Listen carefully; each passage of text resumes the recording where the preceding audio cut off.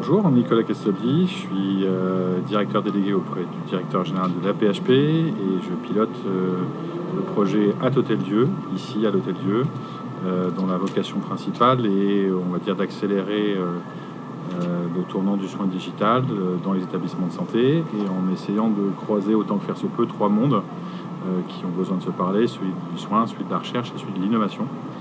Et je fais ça parce que moi-même, dans mon propre parcours, je viens des sciences humaines et sociales. Je suis toujours haut fonctionnaire et j'ai beaucoup travaillé dans le secteur de la recherche.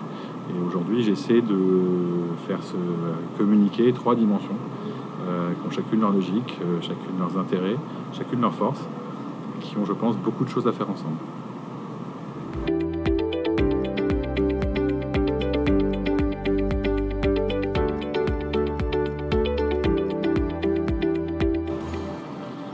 Alors en fait, c'est une très bonne question. C'est une question très compliquée aussi. Pour moi, l'innovation, c'est la ligne de frontière où on arrive à faire différemment des choses qu'on n'arrivait pas à faire jusqu'ici. Autrement dit, j'ai une approche très pragmatique de l'innovation.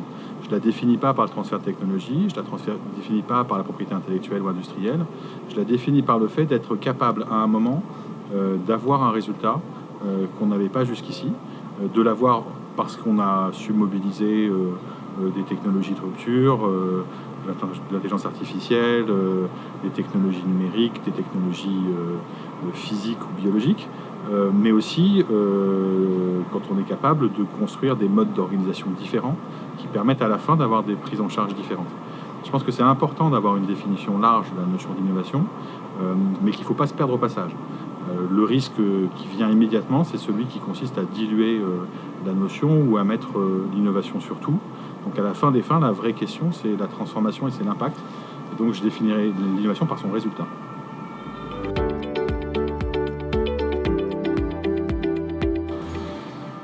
Par définition, innover, c'est faire autrement qu'on pouvait faire jusque-là. Donc la question du management de l'innovation, c'est comment on rend possible l'émergence de pratiques nouvelles. Et ça suppose pour moi deux ou trois choses. D'abord de la liberté, c'est-à-dire c'est s'autoriser à réfléchir, imaginer, faire différemment. Ensuite, du cadre, c'est-à-dire qu'il faut, en gros, une fois qu'on a commencé à agiter des idées, essayer de les inscrire dans un univers, un environnement, des objectifs, enfin bref, définir progressivement un espace dans lequel on va essayer de faire les choses différemment. Du coup, le management de l'innovation, ça suppose de croiser trois choses. Cette liberté, en la donnant à ceux qui vont innover, cette capacité à construire un cadre, une fois que l'ébullition initiale a eu lieu, et puis être capable d'assurer dans ce cadre ou dans cet environnement-là, le dialogue entre les différents univers, les différentes expertises, les différentes préoccupations, qui permettent d'atteindre une forme d'état stable.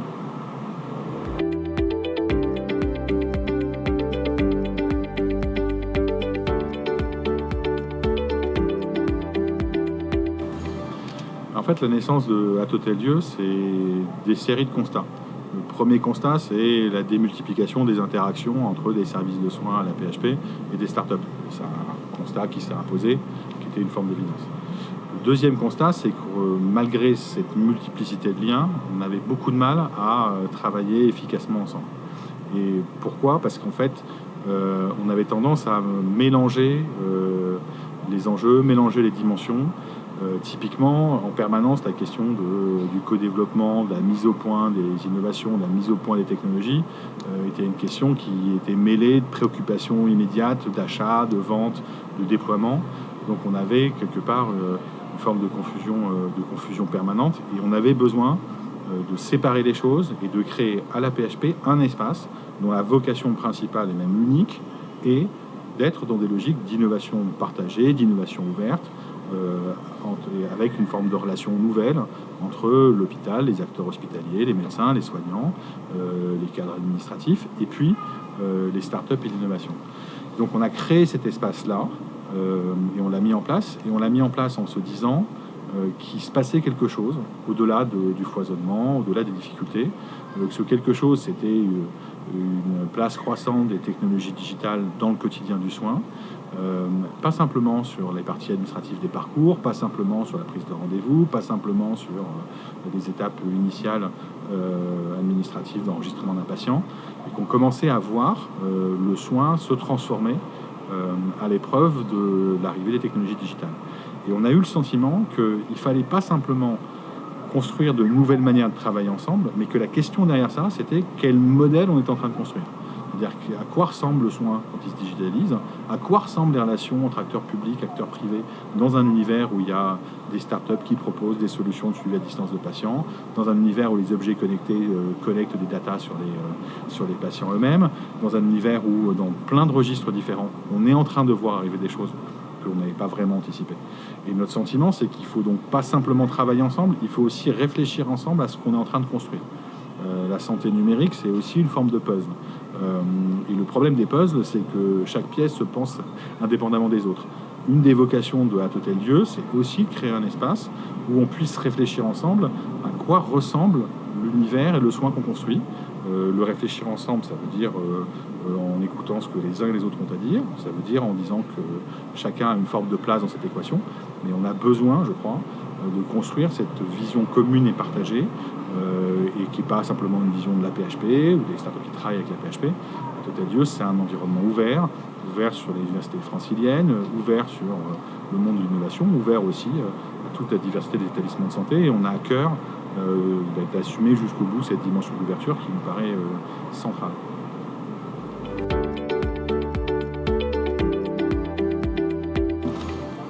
Je pense que, comme beaucoup de choses, le projet à Hôtel-Dieu est un enfant de la crise.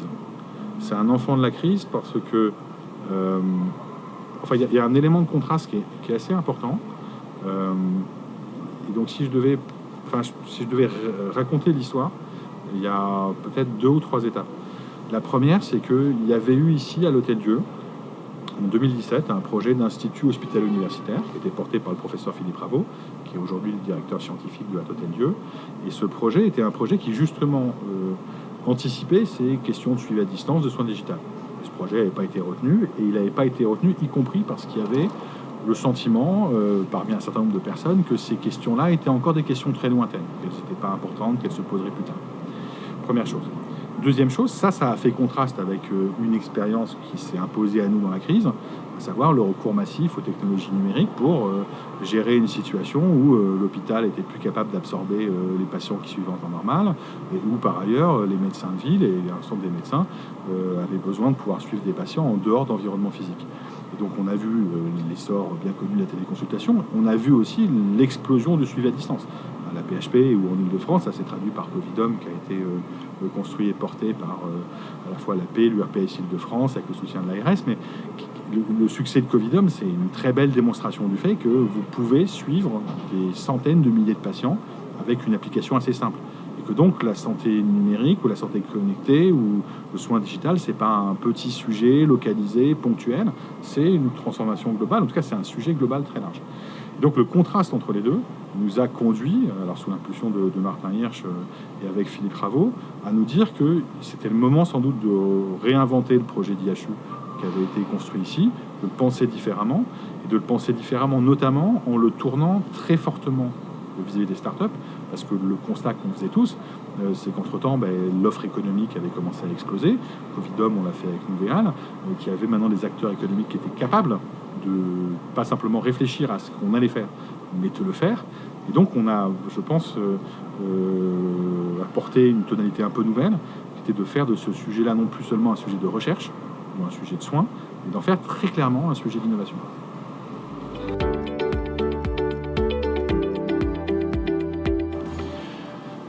Je ne suis pas sûr qu'il y ait vraiment eu de décision de créer Hôtel-Dieu. En fait, Hôtel-Dieu, c'est né d'abord de discussions entre Philippe Raveau et moi-même sous l'impulsion de Martin Hirsch.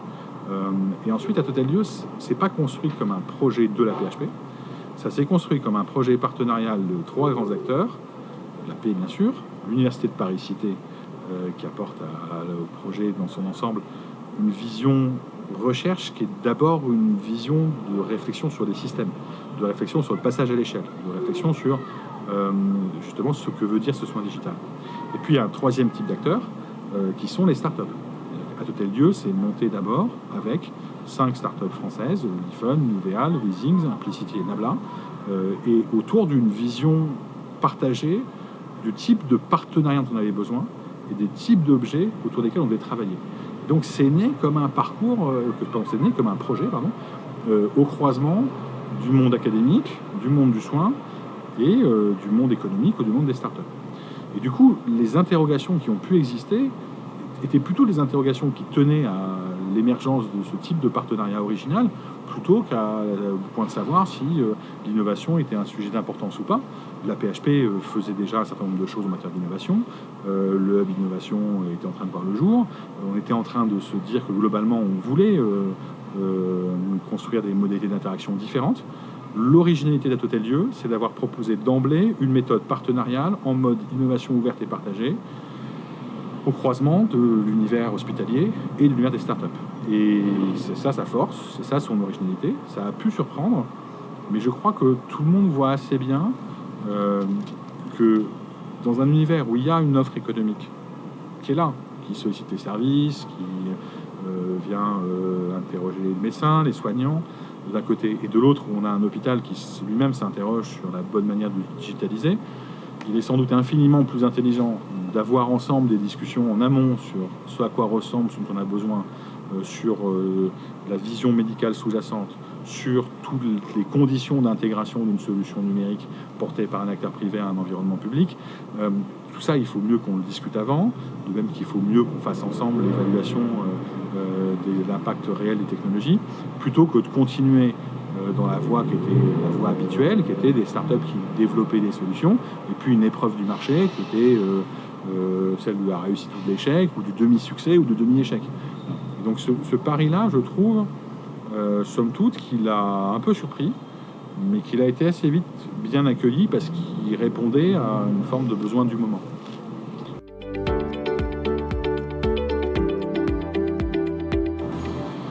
Alors il faut bien reconnaître qu'une partie de l'esprit même de l'initiative Athotel-Dieu est quelque chose qui est assez dérivé de choses qui se pratiquent dans des champs de recherche académiques autres. Notamment, une des choses que j'avais à l'esprit, c'était la pratique des unités mixtes de recherche industrielle qui existent entre certains grands organismes de recherche et certains grands industriels, et puis tout l'exemple des laboratoires communs qui avaient fleuri quelque part autour des années 2010 dans le secteur de la recherche. Et moi, ce que j'ai retenu de ces pratiques-là, que j'avais connues à l'époque où je travaillais sur les questions d'innovation et de valorisation au CNRS, c'était que ces structures étaient puissantes parce que elles étaient finalement assez saines.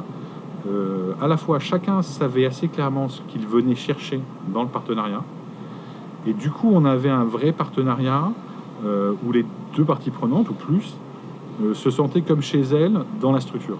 Et je trouve que c'est un modèle intéressant et que c'est un modèle qui, quand on prend ses principes, est un modèle qui mérite d'être transposé ailleurs. Et donc, pour moi, un de nos objectifs, c'est de faire en sorte à la fois que chacun soit très au clair sur son rôle, de ne pas confondre les choses, de ne pas laisser penser qu'on fera des choses qu'on ne fera pas, bref, d'être au clair, et puis en même temps d'arriver à créer un espace, ou de créer un espace collaboratif où chacun se sente chez soi. En tout cas, chacun a le sentiment qu'il est à sa place, qu'il y a de l'espace pour lui, et qu'on est dans quelque chose qui est profondément partenarial. Et c'est cet esprit-là qu'on a essayé de conserver, et c'est ça qu'on essaie de construire à l'Hôtel-Dieu, en se disant que cet hôpital qui, vous le voyez, est juste un endroit absolument merveilleux, qui est aussi un hôpital qui se transforme et qui se réinvente. C'est un espace, c'est aussi un espace, parce que c'est un hôpital, ça restera un hôpital, très largement tourné vers le soin, mais c'est aussi un espace où on doit être capable, à la PHP, y compris parce qu'on est le plus grand CHU français, le plus grand CHU d'Europe, et que il y a aussi des responsabilités qui vont avec ça. On doit être capable de travailler avec d'autres acteurs qui ont d'autres agendas, d'autres préoccupations, académiques, pas académiques, privées, pas privées, et où on doit pouvoir travailler sainement et paisiblement. Et c'est un peu les objectifs qui sont les nôtres, et c'est ce modèle-là qu'on essaie de construire jour après jour.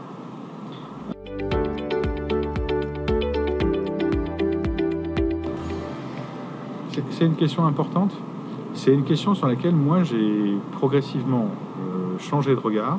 J'ai changé de regard parce que j'ai changé d'univers.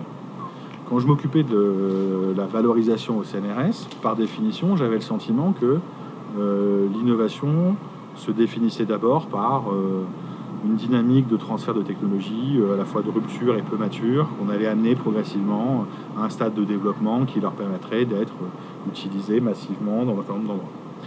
J'avais donc le sentiment que l'essentiel de l'innovation se définissait par la technologie, par la rupture, par la propriété intellectuelle, et donc par la science ou par la recherche parfois même la plus amont possible.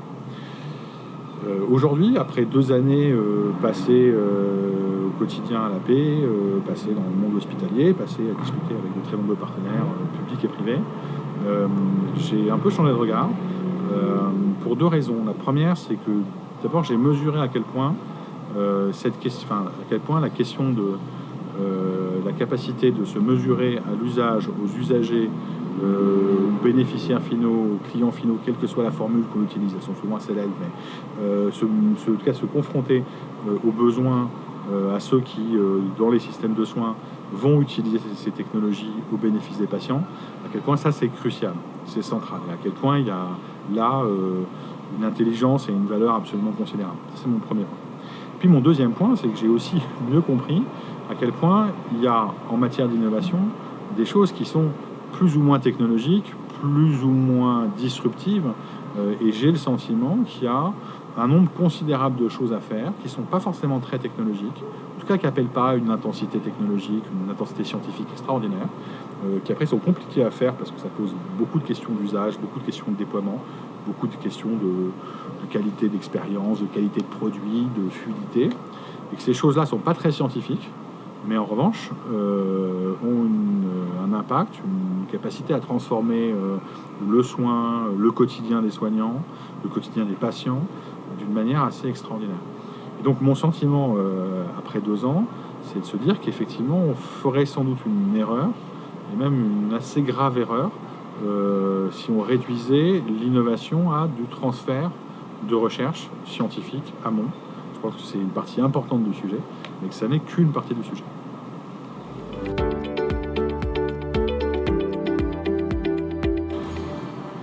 Je pense que il y a 3 objectifs cardinaux qui sont vraiment majeurs. Le premier, c'est d'être capable de mener jusqu'au bout des projets à fort impact en partenariat avec des startups. Et donc la première pierre de touche, c'est notamment notre capacité à aller jusqu'au bout du projet qu'on a mené avec les 5 startups de la MI Santé Numérique. Et aller jusqu'au bout, ça veut dire non pas simplement faire les études cliniques, mais arriver à un stade de déploiement en ayant fait la preuve de l'impact des solutions. Ça, c'est une première chose. Je dis ça parce qu'il y a aujourd'hui beaucoup de projets qui sont écosystémiques, qui définissent leur valeur par le fait qu'ils créent une place dans laquelle les uns et les autres peuvent se rencontrer. Moi, je pense qu'on a besoin aussi, pas au lieu d'eux, mais aussi, de projets et d'environnements portés par des acteurs publics et de projets d'environnement qui ont comme vocation de faire des choses et de les faire jusqu'au bout. C'est mon premier point. Mon deuxième point, c'est que pour moi, l'une des valeurs de l'Hôtel-Dieu, en tout cas à l'Hôtel-Dieu, une des choses qui a une importance, c'est d'offrir à tous ceux qui, au sein de la PHP, notamment tous nos jeunes médecins, tous nos soignants, ont envie de travailler sur ces sujets-là, de leur offrir un endroit où ils peuvent venir discuter, écouter, questionner, échanger sur ces sujets. Cette place-là n'existait pas. Elle commence à exister avec Hôtel-Dieu. Et je pense que c'est un point important. Et pour moi, ça fait partie des éléments d'impact qui sont centraux. Et puis j'en ai un troisième. Le troisième, c'est la contribution effective à la réflexion, au travail autour du nouveau modèle de soins qu'on doit construire autour des technologies numériques. Si j'essaie de me poser 2 secondes sur ces 3 objectifs, on a plutôt pas mal avancé sur la partie projet. On a plutôt pas mal avancé sur la partie dynamique collective. Le sujet de la structuration de ces modèles, les modèles économiques, modèles juridiques, vision globale, c'est un peu le sujet qui est devant nous. C'est celui sur lequel on va essayer de pousser un peu les feux dans les mois qui viennent.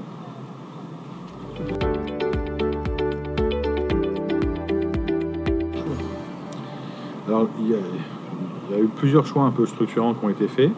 Le premier, c'est à la fois de s'ancrer dans un environnement, donc c'est celui de l'Hôtel-Dieu. Pourquoi l'Hôtel-Dieu ? Parce que c'était un hôpital central qui a une place particulière dans l'histoire de la paix, dans l'histoire de la médecine française, qui était en train de se transformer. où on était en train d'installer un incubateur avec Biolabs. Et donc on s'est dit que cette place centrale, cette maison qui est aussi une mémoire d'innovation dans le soin depuis des décennies, même des siècles, pouvait être ce point, ce lieu de référence, en ayant conscience aussi du fait que, bien sûr qu'à un moment, il faut avoir des politiques de transformation globale, bien sûr qu'il y a un sujet global d'innovation à la PHP qui est traité par ailleurs, mais que si on voulait essayer de pouvoir tester des choses différentes, si on voulait essayer de pouvoir construire des modèles de partenariat différents, ben, il fallait pouvoir le faire à un endroit. Il fallait pouvoir se dire qu'on avait une zone, un espace dynamique. Donc ça, c'est un premier choix qui a été fait. Le deuxième choix qui a été fait aussi, c'est de porter ça en relation très forte avec la direction générale de la PHP. Et parce qu'on a, je pense, tous conscience que c'est question de changement de modèle, c'est question de transformation de la relation aux acteurs privés, c'est des questions délicates, c'est des questions sensibles, sur lesquelles il faut pouvoir avoir, je veux dire, non seulement tout le soutien institutionnel, mais aussi tout le recul institutionnel pour être capable de construire des choses qui fonctionnent et qui aient du sens. Donc on a fait ces deux choix-là, à la fois d'ancrer les questions d'innovation ouverte dans un site, de l'ancrer en l'ouvrant. Aujourd'hui, on travaille justement à créer des connexions structurées entre Hôtel Dieu et puis d'autres services, d'autres hôpitaux un peu partout dans la paix, en ayant ici un site ouvert qui a un peu vocation à être la tête de pont, pour le dire comme ça. Et puis un engagement fort de la direction générale, parce que c'est un projet stratégique, et que qui dit projet stratégique dit portage par la direction de l'établissement, ce qui est évidemment essentiel.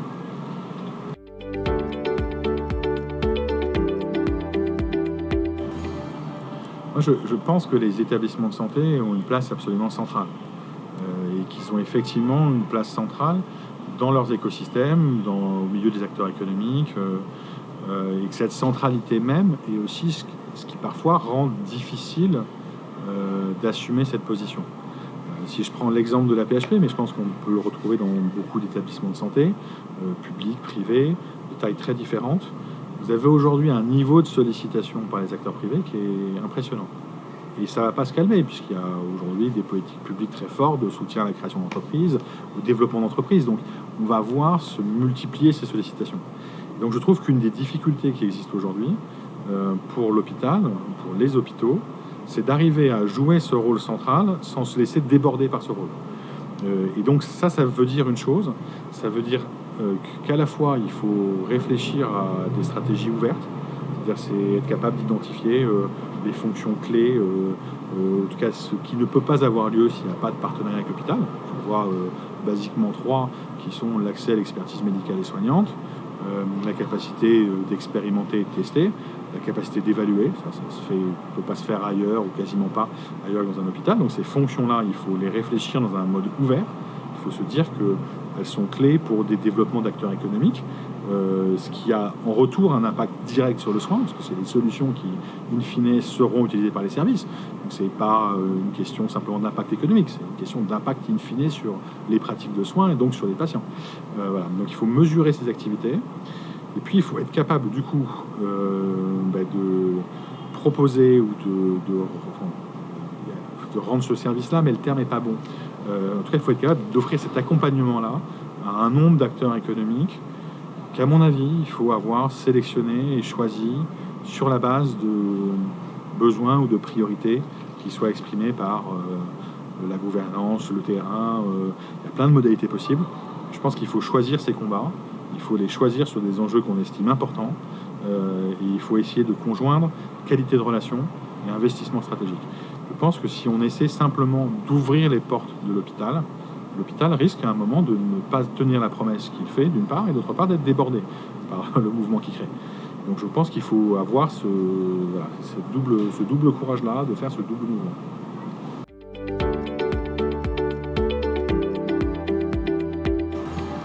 C'est une bonne question. Je pense que, honnêtement, objectivement, avec 2 années de recul, on ne peut pas constater grand-chose.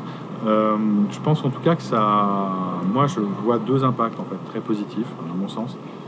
Le premier, c'est que ça traduit aux yeux des uns et des autres le fait que ces questions-là étaient importantes, que l'innovation était un sujet central, et Et ça a contribué, je pense, à faire émerger, à faire s'exprimer un peu partout un ensemble de projets ou d'idées qui existaient et qui s'exprimaient par d'autres canaux. Donc ça, je le constate quotidiennement et je pense que c'est un effet très heureux et très positif. C'est vrai du côté des soignants, c'est vrai aussi du côté des startups. Et puis aujourd'hui, du coup, le vrai défi pour nous, c'est d'arriver à voir comment on tient les engagements qu'on a pris, pas simplement avec un petit groupe de startups initial, mais avec plus de startups. Et puis je vois un deuxième effet, c'est que je pense que beaucoup de soignants étaient en attente, notamment les plus jeunes, mais pas simplement eux, étaient en attente de pouvoir avoir des échanges à un environnement dans lequel travailler sur ces sujets-là. Et je crois que de la même manière, à l'existence de l'initiative, ce qu'on a pu organiser ici, ce qu'on essaie de faire, conduit un certain nombre de gens à venir nous voir. Et ça, je pense que c'est la mesure la plus évidente de l'impact qu'on a déjà eu. Hein. Et ce qui est devant nous maintenant, c'est de faire la preuve du fait que ça permet de transformer réellement, profondément et positivement les activités hospitalières, le soin, ce qui est fait pour le patient. Ça, c'est ce qui est devant nous, parce qu'on est sur un projet qui, dans son volet projet partenarial avec 5 startups, et sur un projet sur 3 ans. Donc le plus gros est évidemment devant nous. Mais c'est ça notre enjeu direct et immédiat.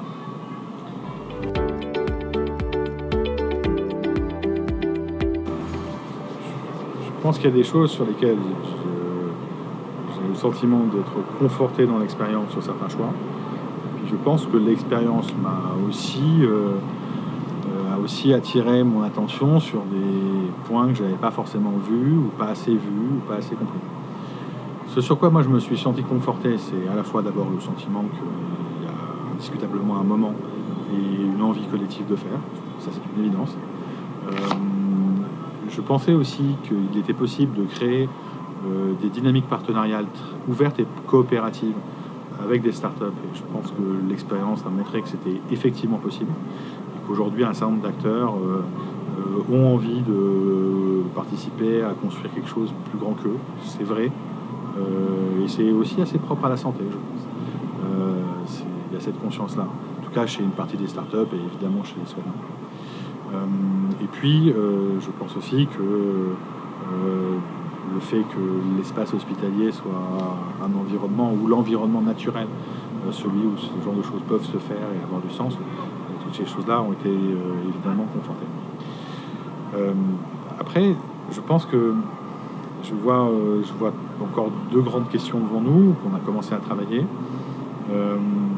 J'avais anticipé la place des études cliniques, mais je n'avais pas anticipé à quel point être capable de travailler avec des startups, des acteurs économiques avec une orientation qui soit à la fois scientifique, intellectuelle et industrielle était quelque chose qui allait appeler un investissement ou du temps, un temps un peu considérable et un investissement un peu considérable. Et au passage, je pense qu'il est très clair que l'accès à la recherche clinique fait partie, chacun le sait, hein, c'est une banalité de le dire, mais fait partie des facteurs clés ou des éléments clés d'attractivité de l'univers hospitalier, et que ça reste évidemment un sujet délicat, qu'être capable d'accueillir cette demande dans un univers qui est déjà très sollicité par ailleurs, par les appels d'offres et par plein d'autres dynamiques. Donc, cette question-là est assez centrale pour moi. La deuxième, c'est de mesurer, ce qui est une évidence, mais je pense qu'on a besoin, et on a commencé à le faire, d'être capable de structurer des réseaux de soignants, de médecins, qui soient non seulement, qui n'aient pas simplement envie de travailler ponctuellement avec telle ou telle start-up ou qui s'intéressent à tel ou tel sujet, mais qui soient dans un exercice collaboratif et prospectif. Je pense qu'on a besoin aujourd'hui, dans un univers qui connaît de multiples transformations, c'est banal de le dire, hein, d'être capable de construire de la projection collective, y compris dans les champs technologiques, y compris dans le champ des changements de pratiques, y compris dans la réflexion sur ce à quoi ressemble tel ou tel secteur du soin dans 3 ans, dans 5 ans, dans 10 ans. C'est vrai dans le champ chirurgical, c'est vrai dans le champ de l'imagerie, c'est vrai dans plein de dimensions de l'activité médicale. J'ai le sentiment qu'aujourd'hui, et peut-être plus que je l'aurais imaginé, on n'a pas forcément, de manière organisée, de manière ouverte, de manière écrite aussi, en tout cas accessible à tous, travailler, mener jusqu'au bout cette réflexion. Donc ça, c'est quelque chose sur lesquels je pense qu'on va essayer de travailler dans les semaines et dans les mois qui viennent, parce que je pense qu'on a collectivement besoin de pouvoir se projeter, de pouvoir, c'est pas un besoin de projection juste au sens d'y voir clair demain, c'est avoir une vision collective de ce à quoi ressemble dans plein de champs de spécialité, et puis à l'hôpital dans son ensemble, plein de mouvements, notamment technologiques, qui sont engagés. Et je pense que faire ce travail-là nous aidera collectivement, au jour le jour, à y voir plus clair sur ce qu'on fait, avec qui et comment.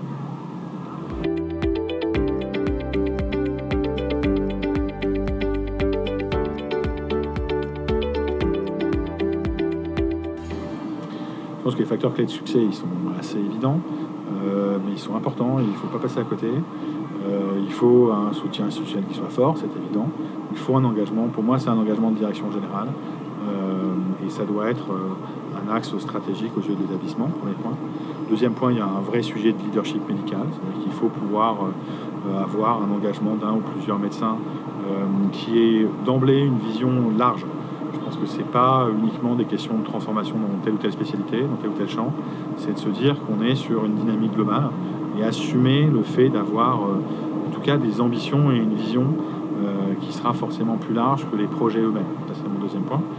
Et puis le troisième, qui est un peu en contradiction avec le deuxième, mais qui vient le tempérer, c'est de dire qu'il faut, pour moi, être capable de se concentrer d'abord sur un nombre limité de projets qui aient des impacts matériels ou des impacts stratégiques qui soient clés et cruciaux.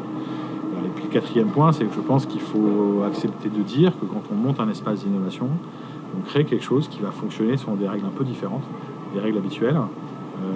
Il y a aujourd'hui plein d'expériences là-dessus, plein de choses à regarder, dans les univers du soin bien sûr, ailleurs. Et je pense qu'il ne faut pas craindre d'aller regarder comment fonctionnent ces modèles partenariaux coopératifs. Je pense que c'est aussi de nature à rassurer tout le monde. Il y a une inquiétude latente qui existe, des modèles partenariaux publics-privés qui marchent, des choses qui soient saines, ça existe même depuis des années. Et c'est intéressant pour tout le monde, je crois, de s'en inspirer.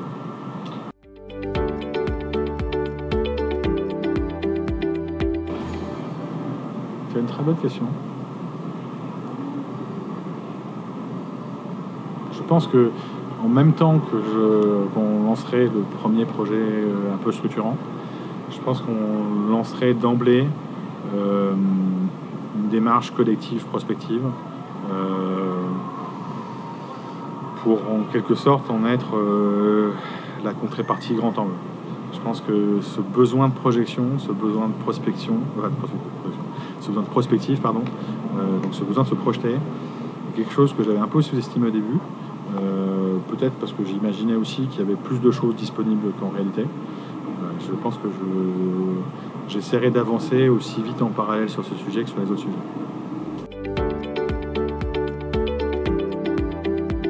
Ouais. Je pense que le meilleur argument, c'est juste la liberté intellectuelle, c'est juste les effets sur les personnes. Moi, je suis très frappé de voir, en tout cas de mon point de vue, ici à l'AP, avec les gens avec qui je travaille, avec qui j'ai la chance de travailler, j'ai vraiment le sentiment que voilà, ça apporte quelque chose. Le terme de bouffée d'air frais est un truc qui est excessif, qui donne le sentiment que c'est pas ce qu'on veut dire, mais en réalité c'est un peu de ça qu'il s'agit. J'ai vraiment le sentiment que c'est une dimension dans laquelle on peut faire des choses, de faire des choses différentes, en se nourrissant de la recherche ou pas, mais en se nourrissant intellectuellement. Je trouve que c'est vraiment quelque chose qui a des effets catalyseurs, des effets même parfois libérateurs. Voilà. En tout cas, ça donne un élan, ça donne de l'énergie. C'est important, je pense, dans un univers de soins qui est sous pression permanente, qui est confronté à de vraies difficultés et à une vraie crise, de pouvoir aussi avoir des espaces, des projets, des moments, des manières de fonctionner, qui soient des choses qui donnent de l'énergie, qui donnent du mouvement pour aller plus loin.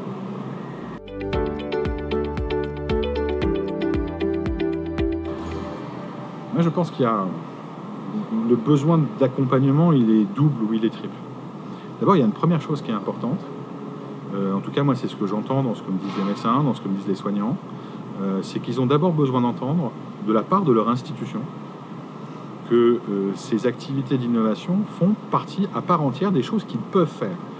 Et quand je dis des choses qui peuvent le faire, je ne dis pas que tout médecin, tout soignant a vocation à travailler avec une start-up, à créer une start-up. C'est pas ce que je dis. Ce que je dis, c'est que ça fait partie du champ des possibles. Ça fait partie des choses qu'un acteur, qu'un soignant peut faire. Ça fait partie de ses missions, qu'il y a des cadres pour ça, que c'est pas problématique, c'est pas une source d'interrogation, c'est quelque chose qui est possible. Et ça, je pense que c'est effectivement une décision institutionnelle que de dire ça. Il y a dans notre pays une loi qu'on appelle la loi Allègre, qui a été votée à la fin des années 90, et qui est une loi qui a organisé la création de start-up par des agents publics dans le champ académique au sens large. C'est une loi qui s'applique à l'hôpital comme ailleurs, et c'est une loi qui a en quelque sorte ouvert la possibilité de faire un certain nombre de choses qui se font aujourd'hui. Donc la première chose, c'est juste de pouvoir tenir ce discours, de pouvoir rassurer chacun sur cela. Et on sait que dans le monde de la santé, notamment, cette vague de création d'entreprises ou d'accompagnement de la création d'entreprises est quelque chose qui a démarré plus tard, qui est parfois plus compliqué, y compris parce qu'il va de soi que les relations avec le secteur privé sont potentiellement plus sensibles dans un univers qui est l'univers de la santé. Donc première chose, il faut cette décision-là. La deuxième chose, c'est il ne suffit pas de dire qu'on veut innover, qu'on veut travailler avec des entreprises pour arriver à le faire. Et je pense qu'il y a une très forte demande qui s'exprime parmi les soignants, en tout cas moi ceux avec qui je travaille, qui est de l'intérêt pour ces questions, et puis le sentiment qu'il faut être un peu épaulé, il faut être un peu accompagné pour faire ça. Épaulé, accompagné, parce que créer une start-up ou construire un partenariat, ça va pas de soi. Et donc, il y a plein de questions qui se posent, juridiques, économiques, ce qui est possible, ce qui n'est pas, ce qui est souhaitable, ce qui n'est pas. Il y a plein de questions qui se posent. Et donc, je crois qu'il y a une très forte demande, qui est une demande d'accompagnement méthodologique, d'accompagnement juridique. Il y a besoin d'avoir à côté de soi des interlocuteurs, hein, et il y a besoin aussi d'avoir le sentiment que ces interlocuteurs, ils sont en sympathie avec l'objectif global, qui sont là pour permettre à ce projet d'aller jusqu'au bout. Puis après, je pense qu'il y a besoin d'accompagnement aussi, c'est mon troisième point, parce que ça reste des situations compliquées, ça reste des objets délicats, c'est pas simple de fixer la ligne, c'est pas simple de trouver les bons objets, et donc c'est un exercice qui pour moi se pratique pas en solitaire. Et je pense que l'innovation en solitaire, ça peut faire rêver, ça aboutit parfois à de grands résultats, mais très souvent c'est dysfonctionnel. Et donc je crois qu'il y a un vrai besoin de pouvoir inscrire toutes ces démarches-là dans un collectif.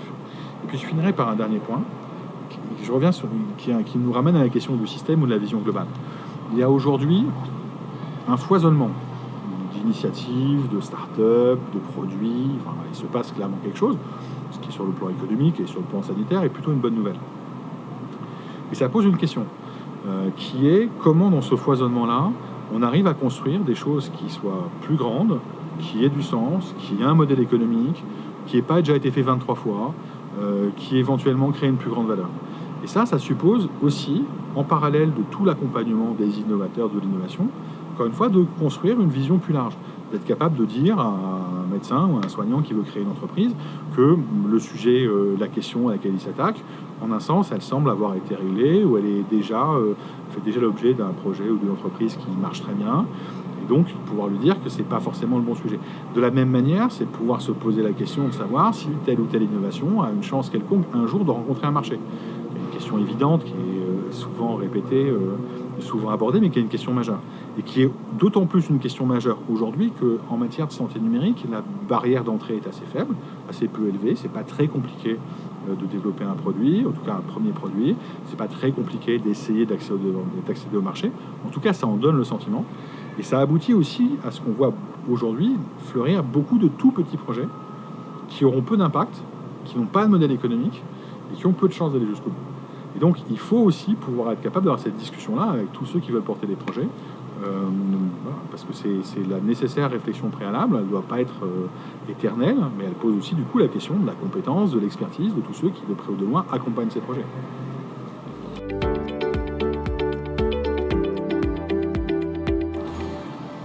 Moi, je pense que, en tout cas, pour répondre à la question sans y répondre, mais je pense qu'aujourd'hui, on est devant un sujet d'amorçage de nouveaux modèles de partenariat et de nouveaux modèles de soins. Et que l'une des difficultés, c'est, pour le système hospitalier, d'être capable d'allouer de la ressource au démarrage d'une activité. Et dans un monde du soin qui est confronté à une équation financière qui n'est pas triviale, faire ce choix est un choix difficile. Et donc, de mon point de vue, il y a une vraie nécessité à être capable de donner accès à des enveloppes d'amorçage de ce type. C'est d'être capable de mettre une première série de moyens à disposition pour amorcer des dynamiques de partenariat, parce que ça suppose de l'investissement humain, ça suppose de l'investissement en compétences, ça suppose de travail juridique, économique, voilà, ça appelle beaucoup de ressources ou beaucoup d'énergie ou de compétences. Ce que je constate aujourd'hui, c'est qu'il y a à la fois beaucoup de lignes de crédit qui sont ouvertes, mais qu'elles sont toujours très tournées vers des logiques de projets très précis, et d'autre part, qu'elles sont toujours dans les logiques de cofinancement. Je pense qu'aujourd'hui, ce système atteint ses limites. C'est-à-dire que si on veut pouvoir faire émerger de nouvelles dimensions d'activité, il faut être capable à un moment d'apporter des moyens initiaux d'amorçage qui fonctionnent. Et je pense aussi qu'il faut tirer les leçons des échecs rencontrés dans d'autres secteurs. Je l'ai déjà dit dans cet échange, moi j'ai eu la chance de beaucoup travailler dans le secteur de la recherche. J'ai connu la création des 14 SAT, j'ai connu le désordre que ça a pu semer, aussi tout ce que ça a apporté, et j'ai aussi mesuré à quel point le fait d'avoir créé des structures de partenariat industriel, de valorisation, en leur disant qu'elles devraient être autofinancées à l'horizon 10 ans, a intégralement déformé le système en faisant peser sur lui une obligation de retour économique immédiat qui n'était pas la bonne. Je suis convaincu que ces activités peuvent en tout ou en partie s'équilibrer, voire rapporter de l'argent à l'hôpital, spécialement à l'hôpital, mais je pense qu'il faut être capable de faire cet amorçage initial. Et puis je ferai un dernier commentaire. Je pense que si on veut être capable de prendre des virages technologiques assez profonds, si on veut être capable de redéfinir des pratiques dans des secteurs humains compliqués comme la santé, on a indiscutablement besoin d'avoir en accompagnement de toute la stratégie de transfert, d'accompagnement, de partenariat, d'évaluation, bref, dans toutes les opérations, en accompagnement de ça, on a besoin d'avoir de la réflexion, du recul, de l'intelligence, de la structuration intellectuelle des sujets, de la vision systématique, de la vision d'ensemble. Et ça, à ma connaissance, c'est la recherche et la recherche seulement qui l'apporte. Donc j'ai aussi une question qui est de dire, aujourd'hui, vous avez indiscutablement une très grande attention des pouvoirs publics tourne sur les sujets de santé numérique. Je pense qu'on a aussi une question de recherche, de réflexion intellectuelle, de réflexion scientifique autour de ce tournant, autour de ce virage, autour de ces technologies. Et cette réflexion, c'est pas simplement financer de la recherche, et il en faut sur les générations à venir de solutions et de produits, c'est aussi financer la réflexion et le travail sur ce que dessine comme monde nouveau et comme question nouvelle, voilà, le mouvement qu'on voit aujourd'hui. Nous, on a fait le choix, à Totel-Dieu, d'avoir d'emblée une partie recherche qui est portée par Philippe Raveau. On a eu la chance, dans le cadre de l'AMI Santé Numérique, d'obtenir des financements non simplement pour du co-développement ou pour de l'évaluation, mais aussi pour cette partie de recherche. Je dois dire que ça a été un point extrêmement positif de la discussion qu'on a pu avoir avec l'État et avec BPI. Je pense qu'on a collectivement besoin de ça. Je pense que cet effort-là, il faut qu'il accompagne celui qui est fait en termes de moyens humains, en termes de processus, en termes d'agilité contractuelle.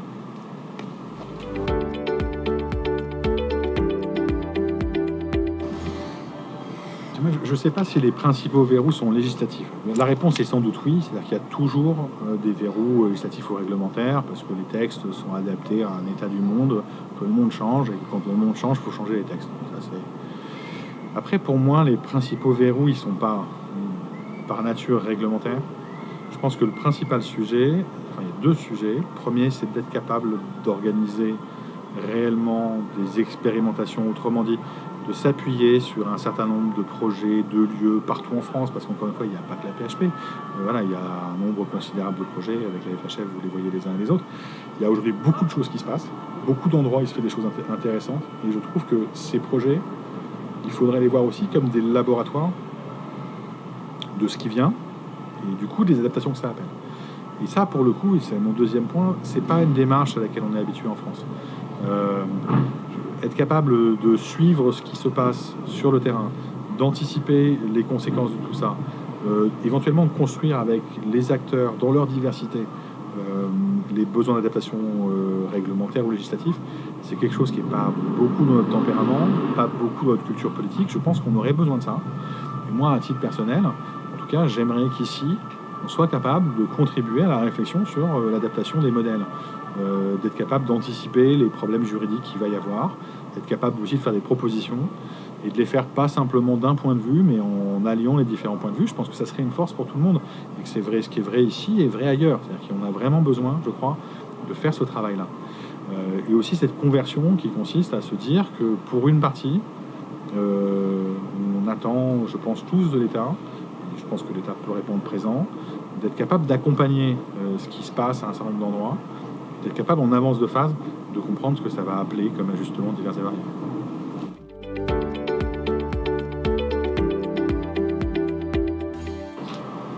On apporte exactement ça. C'est-à-dire que ce qui est vrai pour les parties prenantes diverses et variées est aussi vrai que pour moi qui suis une partie prenante. Je pense que avoir la chance de pouvoir bâtir un projet d'innovation un peu structurant dans un environnement aussi magnifique que celui-ci, parce que voilà, le lieu est majeur, il est central. C'est quelque chose qui est extrêmement épanouissant, extrêmement nourrissant, extrêmement libérateur. Voilà, c'est un plaisir.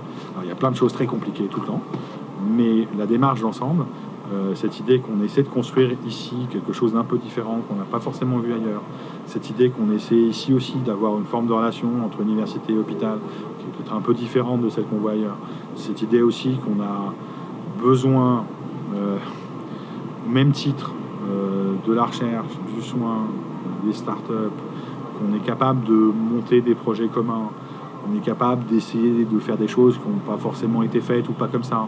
Voilà, c'est quelque chose, je trouve, moi, qui est extrêmement enrichissant, extrêmement plaisant. Voilà, c'est un bonheur.